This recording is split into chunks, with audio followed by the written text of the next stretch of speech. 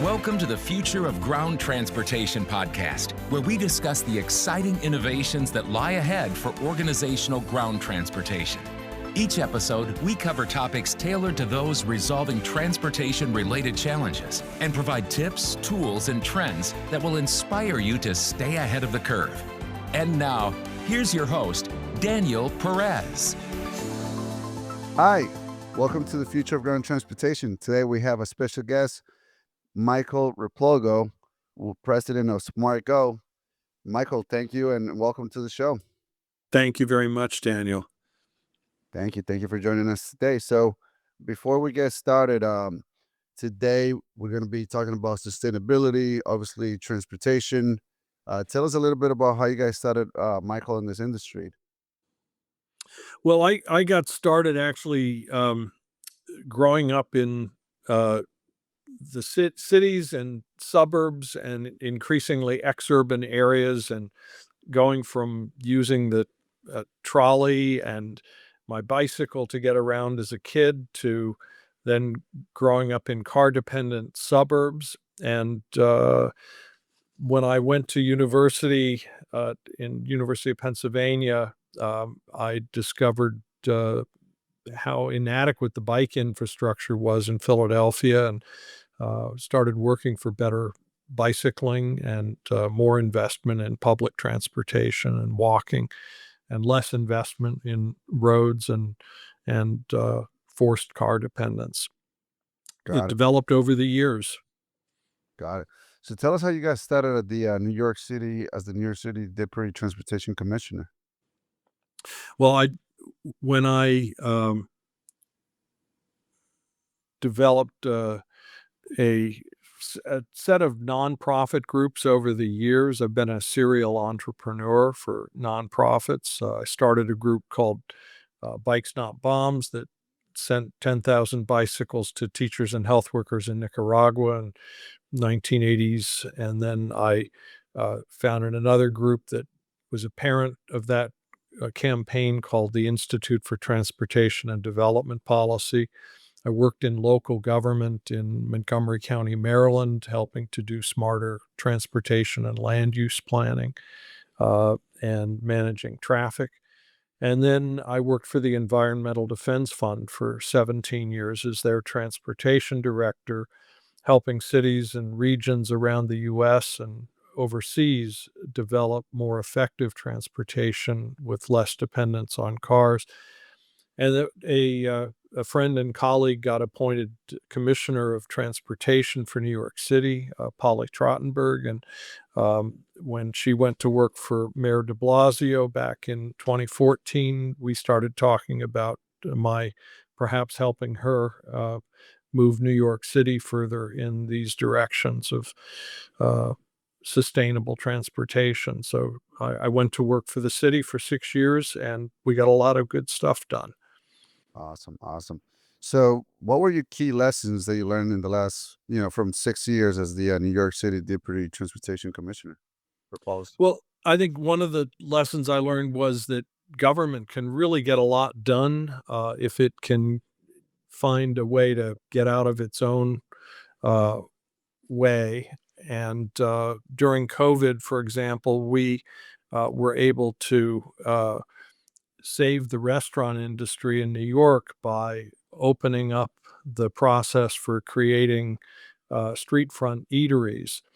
We took a process that had previously taken 2 years to get a permit to put tables and chairs out on a sidewalk, and turned it into a process where restaurant owners, by self-certifying against 6 key criteria, could in fact put tables and chairs not just on sidewalks but also in parking spaces, as long as they weren't a bus stop or a place where it wasn't safe.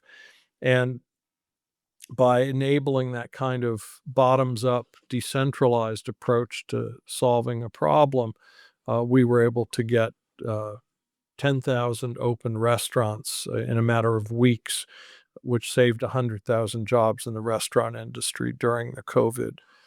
I mean, I also learned how hard it is to deal with procurement in government, and that government has a hard time innovating because of procurement rules that are faced by government agencies.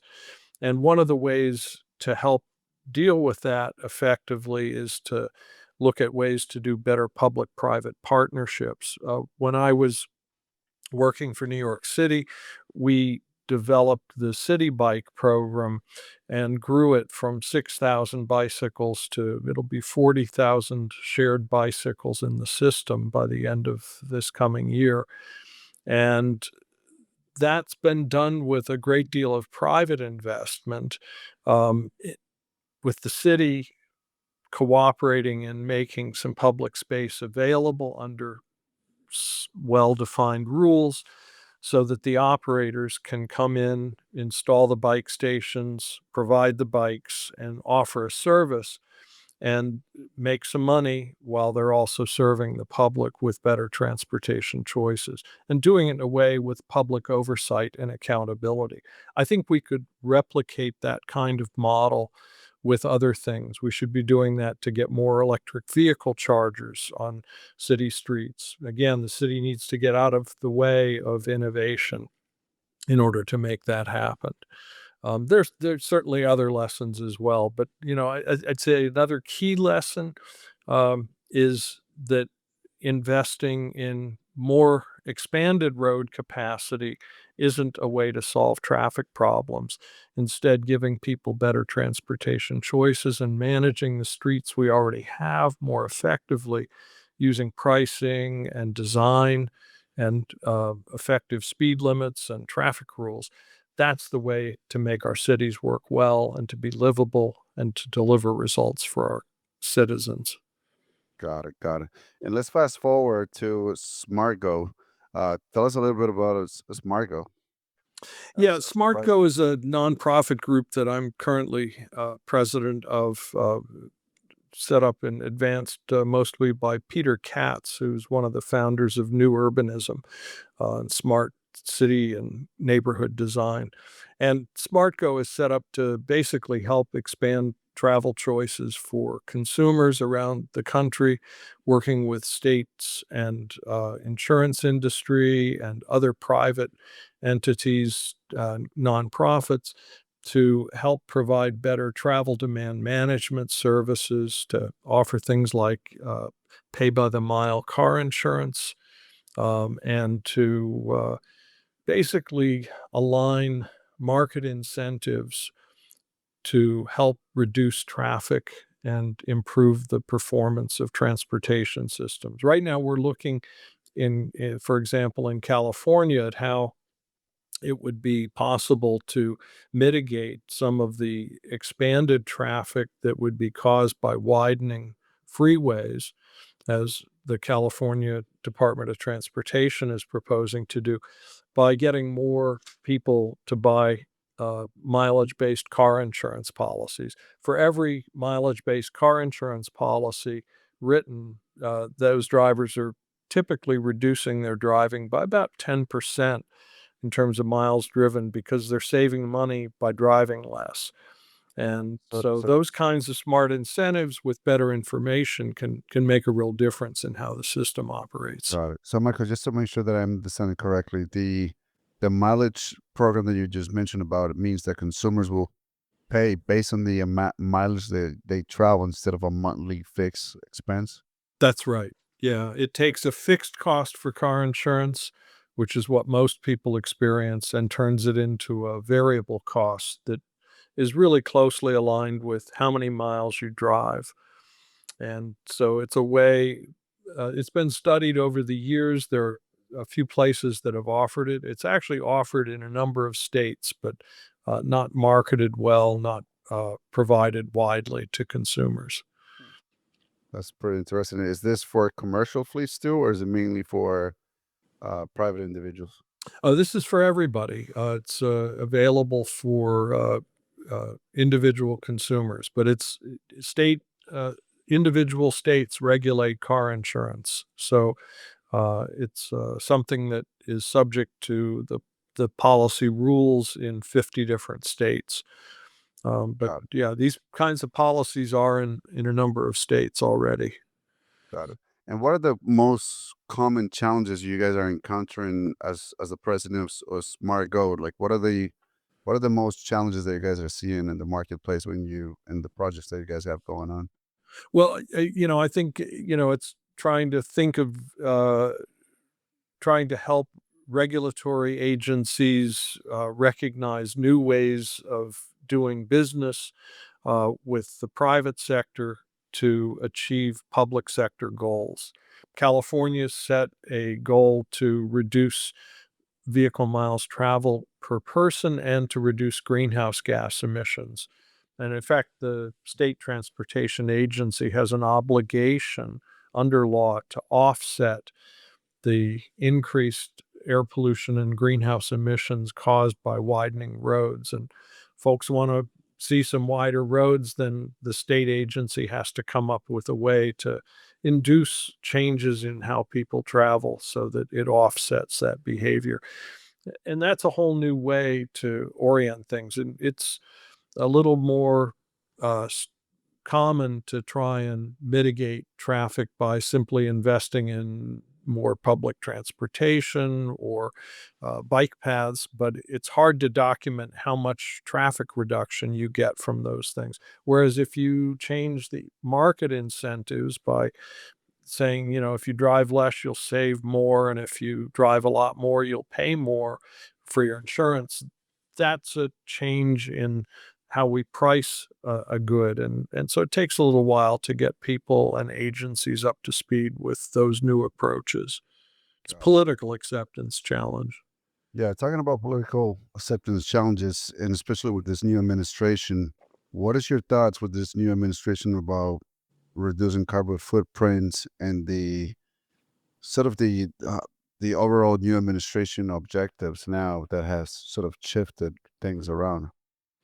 But, unfortunately, we've seen the U.S. Department of Transportation under the new Trump administration uh, sweep away a whole set of provisions of law that, uh, at least at a regulatory level, help protect communities. We've seen them wipe away billions of dollars of funding that was intended and already approved for use by state and local governments to give people better travel choices, to improve traffic safety, to, in fact, even build highways. A lot of the transportation money has simply been taken away.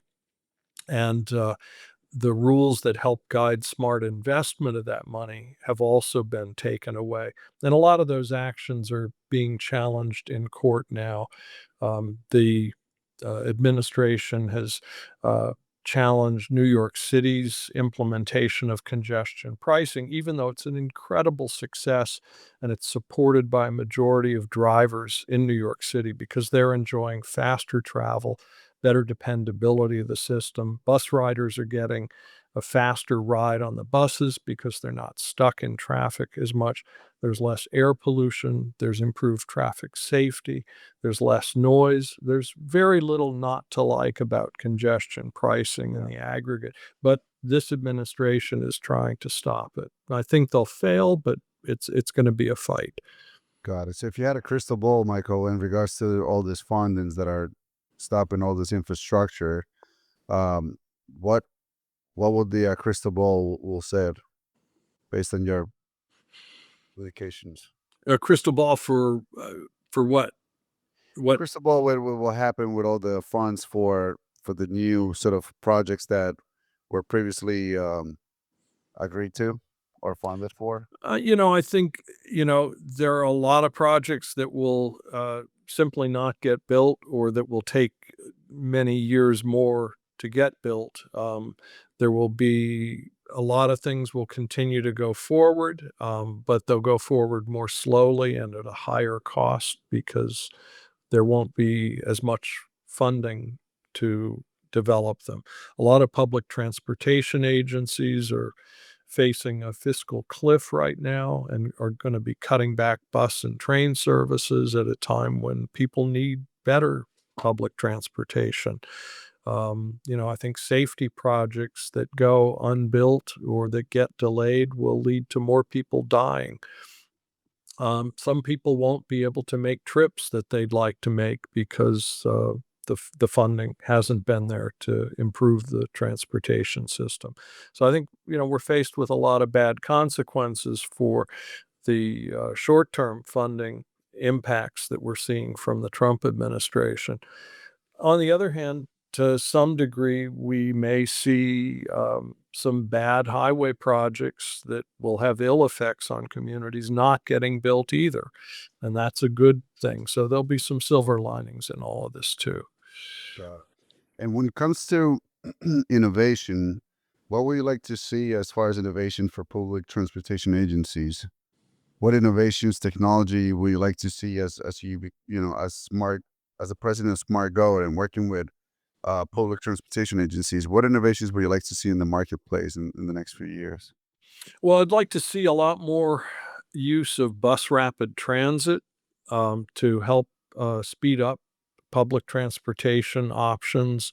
And I think in many cases that could substitute for proposals for rail system developments that are going to face a harder time being financed. We need rail as well in many places, but in many cases, bus rapid transit can do the same job if you have the political will to set aside street space for buses to operate fast and efficiently. I'd like to see a lot more innovation in fare policy and adoption of more fare-free collection systems, integrated fare systems with paratransit, with things like Uber and Lyft having a combined fare with linking to the bus or a train, having more investment in bicycle parking and bicycle access to and from public transportation. If you look at places in Europe and Japan and China, we see often a sea of bicycles at public transport hubs rather than a sea of cars in park and ride lots.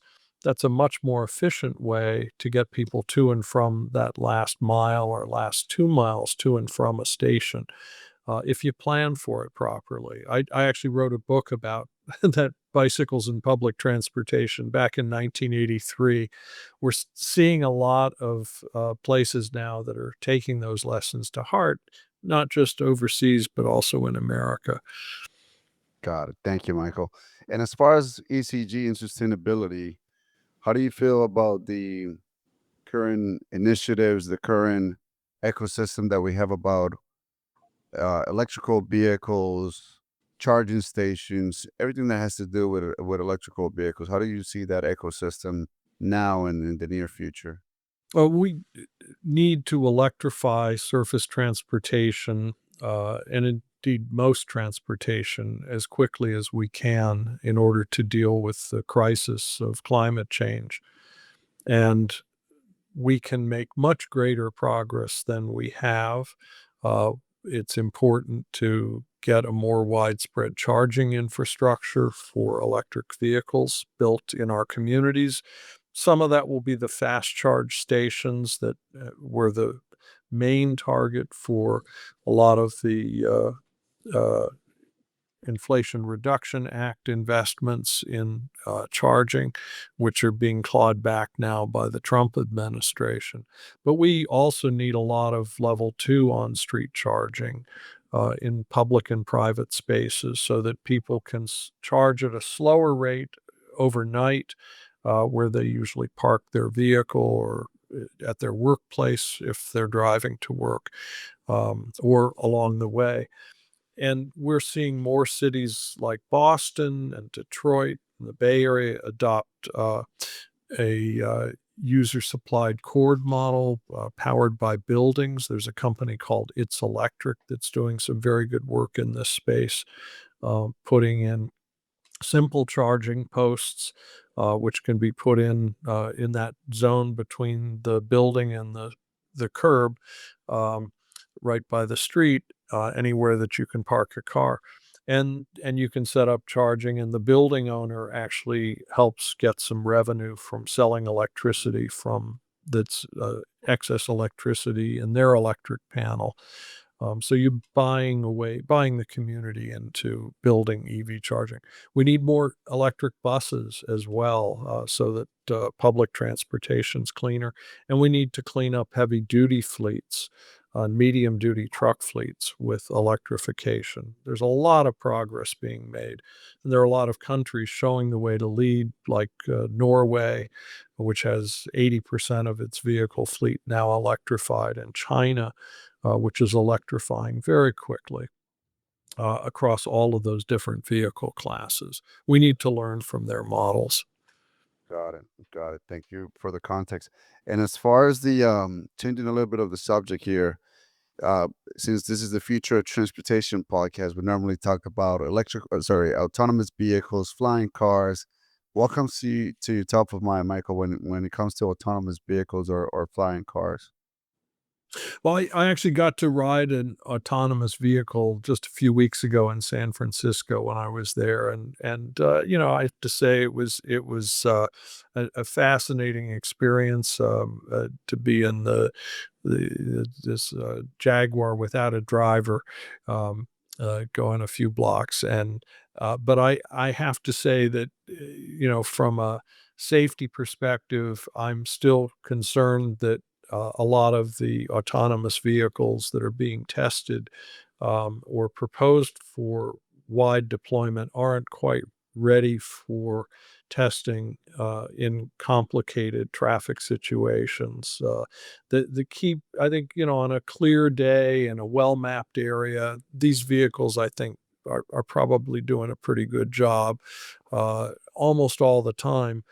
But the challenge comes when you get into a construction zone on a bad weather day, if when it starts to have heavy snow, these vehicles aren't so good for the edge conditions yet. And dealing with emergency responders is still an issue, and we still had, there was a situation just within the last couple of months in the San Francisco Bay Area where a pedestrian got hit by one autonomous vehicle and then run over by another one just moments later. So, and I think, again, as a someone who worked as a senior executive in a city DOT in New York, um, we felt that these vehicles weren't ready for prime time testing in New York City.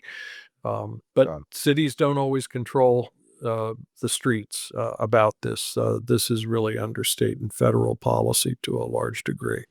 got it. And Michael, if you had a crystal ball about autonomous vehicles, when do you anticipate to see them live? Is it 3 years from now, 5 years, 10 years? What would be your We're already seeing them. They're on the streets at a number of cities across America, and in commercial use.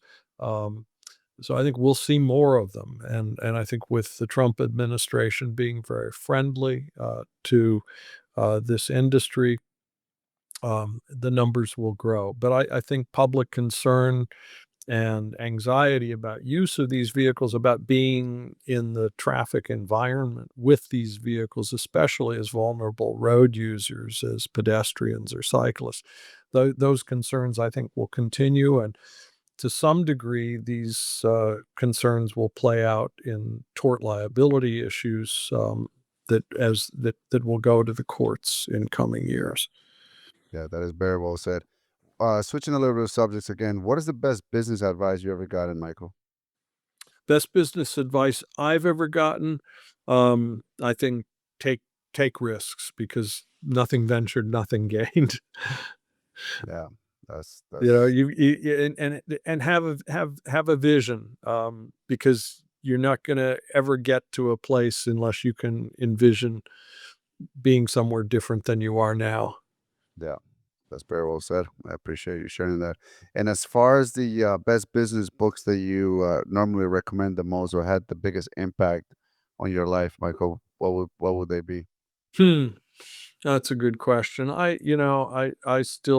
think, um, one of the things that, a couple books that shaped me very early in my life was Jane Jacobs' Death and Life of American Cities, and B.F. Skinner, Behavioral Engineering. And then there were a couple of books about getting ideas into good currency, and how do ideas go from the margins to the mainstream. Yeah. So yeah, I basically think it's important to focus on the literature of how systems change, how organizations change, and how we change our thinking about what are ideas that we should be considering. Got it. Got it. Perfect. Well, Michael, I wanted to thank you for being for your time and most importantly for all the nuggets of wisdom and experience that you share. For all the listeners that are listening to this episode today, how can they stay in touch with you? I'm easy to reach on LinkedIn, easy to find and easy to reach there. And I, Okay. I try to be responsive. Perfect. So we will make sure that we will put your contact information on the episode notes. Again, thank you, Michael, for being part of tonight's episode. And for all the listeners, stay tuned for the next episode. Thank you so much, Michael. Thank you, Daniel. Good night. All right. Hey, everyone. Thanks so much for tuning in today. We hope you enjoyed the episode and got some valuable insights. If you're curious to learn more, head over to the resource website at dpvtransportation.com, where we got a ton of useful resources and tools for you to stay ahead of the game. And before we wrap it up, I want to invite you to book a free guest admission consultation or a consultation about your ground transportation program with us. Just register on our website is a fantastic way to see how your fleet is doing or how your overall program could be improved. Thanks again for joining us, and we will catch you next time on the Future of Ground Transportation. Have a great day. Thanks for tuning in to the Future of Ground Transportation. We appreciate you coming along for the ride. If you found value in this episode and want to hear more, please make sure to subscribe to the show.